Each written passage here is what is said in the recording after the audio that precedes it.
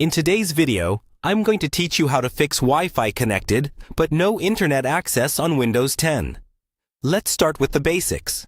If your computer shows that it's connected to Wi-Fi, but you can't open websites or use online apps, it usually means there's a problem with your network settings or the connection between your computer and the router.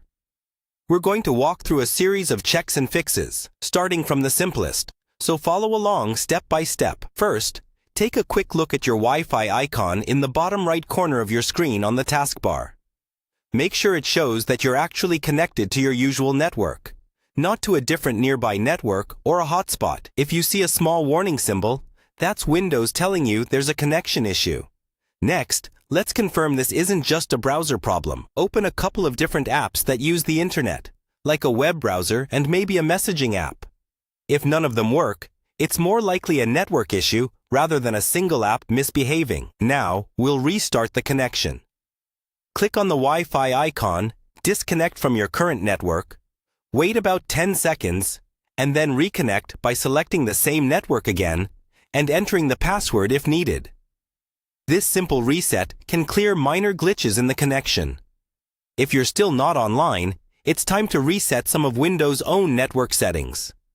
Click on the Start button, type Settings, and open the Settings app. Go to Network and Internet. Then make sure you're on the Status tab. Here, check what Windows says about your connection. If you see any warnings, that's a sign we need to repair things. In that same status page, scroll down until you see Network Reset. Click on it, then choose the option to Reset Now. This will remove and reinstall your network adapters and reset a lot of the underlying settings back to their default state. Windows will ask you to confirm, and then it will restart your computer. Before you continue, be aware that you might need to reconnect to your Wi-Fi network and re-enter your password afterward. Once your computer restarts, click on the Wi-Fi icon again. Select your network, connect, and wait a few seconds.